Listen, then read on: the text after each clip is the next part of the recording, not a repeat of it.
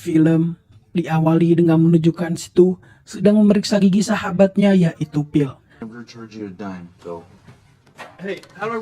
Dan setelah 2 tahun berlalu dari pengalaman gila mereka di Las Vegas, Stu memutuskan akan menikahi seorang gadis Amerika keturunan Asia bernama Lauren.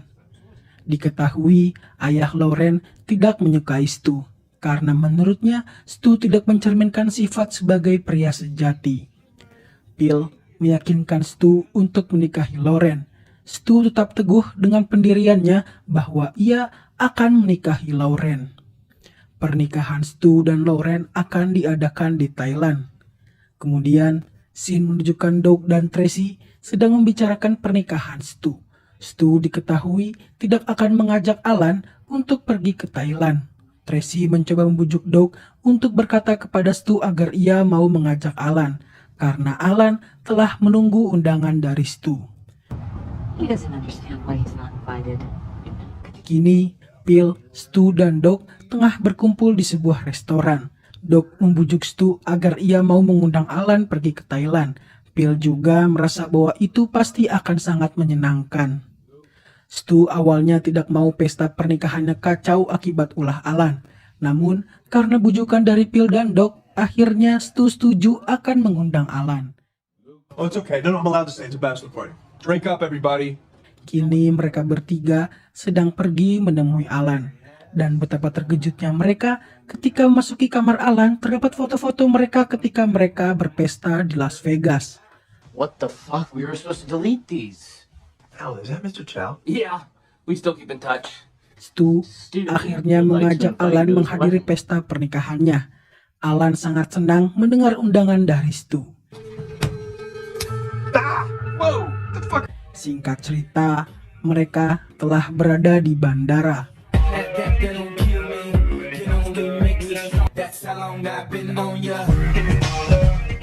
Di sana, mereka bertemu dengan adik Lauren bernama Teddy. Dan nampak Alan tidak menyukai Teddy karena menurutnya Teddy bukan bagian dari kelompok sahabatnya. Okay. Singkat cerita, mereka telah sampai di sebuah resort tempat pernikahan akan diadakan. Ayah Lauren sangat membanggakan Teddy karena di usianya yang sangat muda, ia berhasil memasuki kuliah kedokteran di salah satu universitas terbaik di dunia. Dan Teddy memiliki bakat di berbagai bidang, dengan salah satunya pandai bermain musik. Terbukti dengan kepandaiannya memainkan sebuah selo untuk menyambut kedatangan para tamu dan keluarga yang hadir.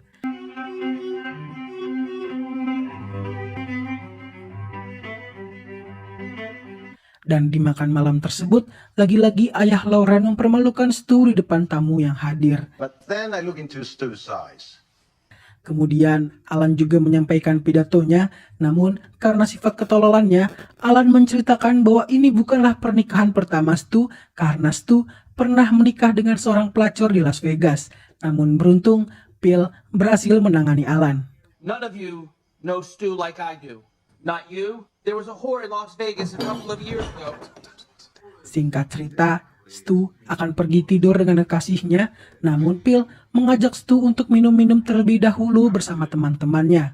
Awalnya Stu ragu karena ia tak mau kejadian seperti di Las Vegas terulang. Namun setelah Lauren mengizinkannya dan karena untuk menghargai teman-teman Stu yang telah datang dari jauh, Stu akhirnya setuju untuk minum bersama teman-temannya. Lauren juga meminta Stu untuk mengajak Teddy karena Lauren tahu Teddy tidak pernah bermain seperti anak pada umumnya. Kini, Phil, Stu, dan Doug dan Teddy tengah berada di pinggir pantai. Mereka minum beberapa bir dan membakar marshmallow. Dan setelah itu, mereka bersulang untuk merayakan pernikahan Stu dan Lauren. Dan kekacauan pun dimulai. Mereka terbangun di sebuah kamar kecil di kota Bangkok. Keadaan mereka sangat kacau dan lagi-lagi mereka tidak ingat kejadian apa saja yang mereka lakukan semalam. Alan tanpa sadar mencukur rambutnya hingga botak. Dan Stu mentato mukanya sama persis dengan tato milik Mike Tyson. Dan terdapat seekor monyet di kamar tersebut.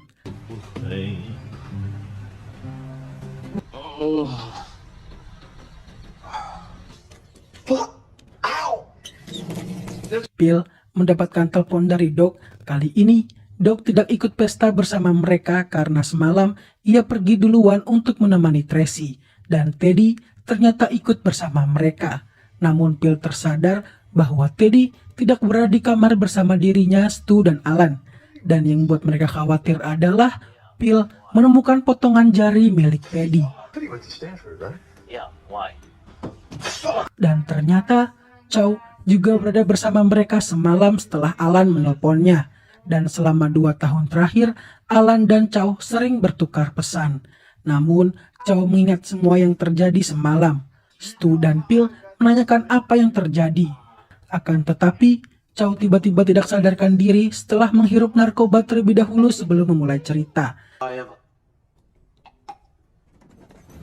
Sontak, itu membuat Phil dan Stu sangat panik karena setelah dicek urat nadi Chow tidak berdetak. Akhirnya dengan tenang, Phil memutuskan untuk membawa jasad Chow ke sebuah lemari es yang berada di lantai 15 tempat tersebut. Monyet yang berada di kamar mereka mengikuti kemana mereka pergi. Namun ketika mereka ingin menaiki lift, tiba-tiba listrik di sana padam. Dan dengan terpaksa mereka akan menaiki tangga. Mereka berhasil memasukkan jasad Chow ke dalam lemari es.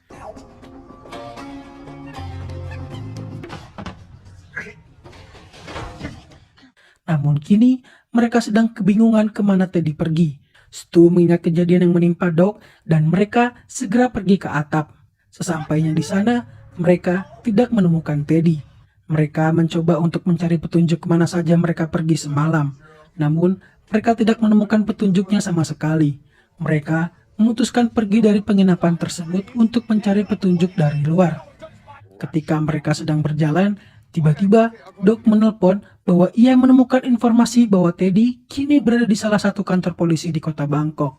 Sontak, Stu, Phil, dan Alan segera pergi ke kantor polisi tersebut. Namun sampainya di sana, bukan Teddy yang mereka dapati, melainkan seorang biksu yang telah memutuskan tidak akan berbicara di sisa hidupnya. Biksu tersebut ditemukan oleh pihak kepolisian Bangkok di tengah jalan. Dan ia mengenakan jaket milik Teddy yang di dalamnya ada identitas milik Teddy. Hello? Teddy doesn't die? I think he knows us.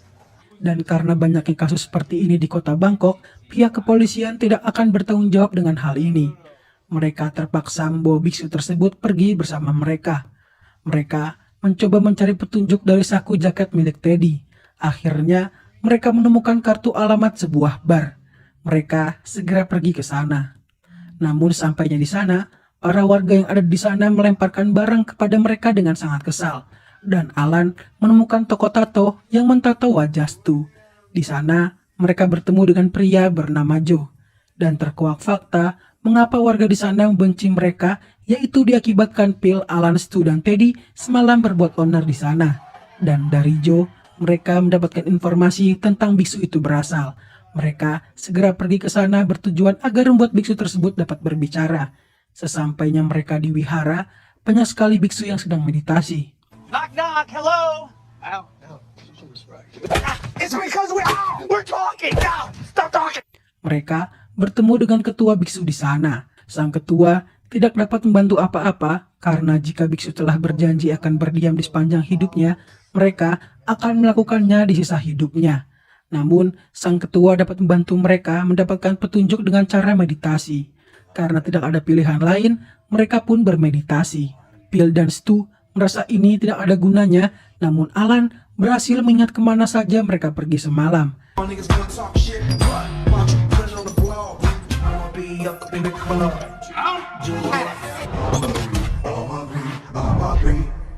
Dan akhirnya ditemukanlah bahwa semalam mereka pergi ke sebuah klub striptease.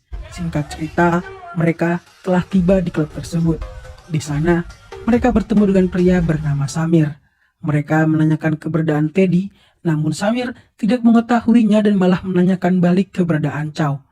Mereka tidak dapat berkata apa-apa dan Samir akhirnya memberitahu bahwa semalam mereka berpesta dengan seseorang bernama Kimi. Mereka pun segera menemui Kimi. Namun, mereka malah menemukan fakta unik bahwa Stu melakukan pengenceritan bersama Kimi.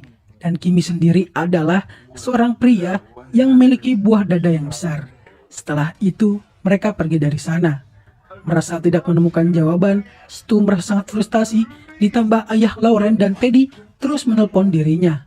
Namun Phil berusaha menenangkannya, dan tiba-tiba mereka diserang oleh mafia Rusia yang berusaha mengambil monyet yang Phil, Stu, dan Alan temukan. Phil berusaha menanyakan keberadaan Teddy, namun ia malah terkena tembakan. Beruntung, pelurunya hanya mengenai bagian luar lengan Phil. Alan akhirnya mengaku bahwa ia telah memasukkan sebuah obat penenang di dalam marshmallow yang mereka makan semalam. Namun, tujuan Alan adalah ia ingin mengerjai Teddy karena ia tidak suka dengan Teddy. Namun marshmallow-nya telah tercampur dan ia lupa marshmallow mana yang telah ia berikan obat. Mendengar hal itu, Phil dan Stu sangat marah kepada Alan. Enjoy the weekend? Alan, you told me. You fucking psycho! Namun di saat yang sama, mereka menemukan sebuah alamat yang tertulis di perut Alan. Mereka segera pergi ke alamat tersebut, dan ternyata alamat itu adalah milik seorang mafia bernama Kingsley. Kingsley adalah rekan kerja Chow.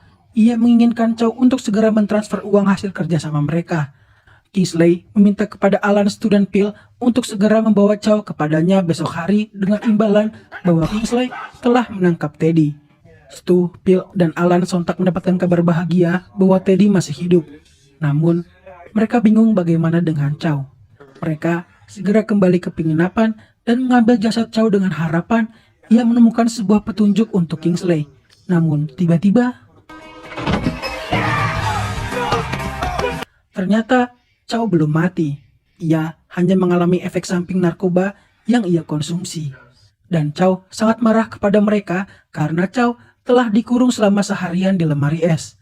Phil, Stu, dan Alan mentraktir Chow wedang ronde agar dirinya hangat.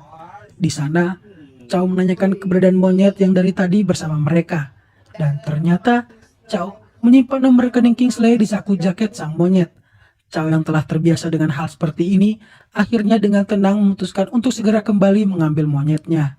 You see that little monkey snorting coke with me all night? Joking me Terrible.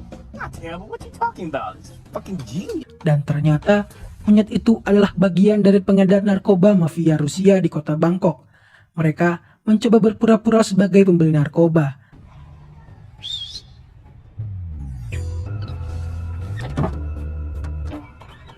Namun, ketika mereka ingin mengambil jaket monyetnya, para mafia Rusia tersadar dengan kehadiran mereka.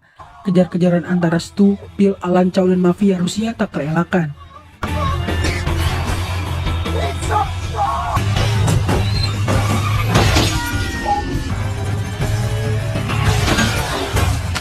Beruntung, mereka berhasil mendapatkan monyetnya termasuk rekening Kingsley.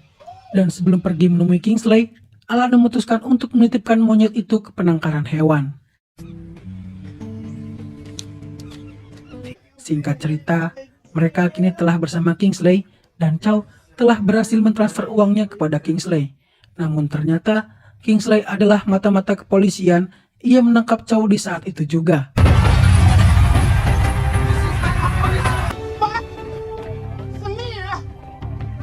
Dan Samir telah menjual informasi kepada Kingsley tentang Teddy, sehingga ia memanfaatkan Phil, Stu, dan Alan agar mereka mau membantu mendapatkan Chow.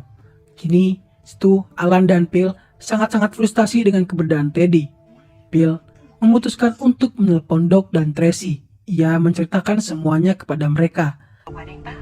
Yeah. Kini, Phil, Alan, dan Stu tengah berada di sebuah kedai. Phil dan Stu memutuskan akan jujur kepada Lauren perihal mereka kehilangan Teddy di Bangkok. Sedangkan Alan sedang asik bermain Pac-Man. Dan Phil kembali menelpon Doc dan di saat yang sama, Lauren merebut ponsel dari Doc. Phil berkata jujur kepada Lauren. Namun, ketika Phil sedang berbicara dengan Lauren, lagi-lagi Stu seakan-akan mendapatkan ide ketika listrik di sana seketika padam. Bahwa Teddy kini tengah terjebak di lift penginapan ketika ia ingin mengambil es di lemari es yang berada di lantai 15. Sontak, mereka segera kembali ke penginapan dan melihat bahwa listrik di sana masih padam dan lift menunjukkan masih di lantai 10.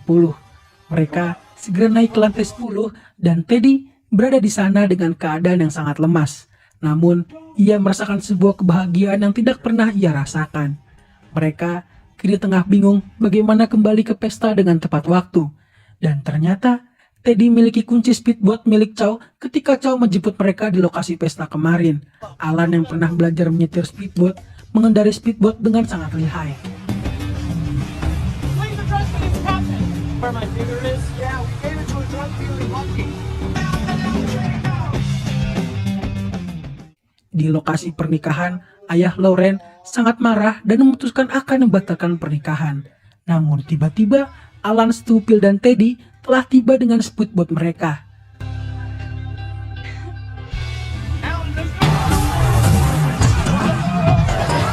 Stu berkata kepada ayah Lauren bahwa ia akan tetap menikahi Lauren dan ia juga berkata jujur kepada ayah Lauren tentang kejadian yang menimpa mereka. Do it. You said I'm joke.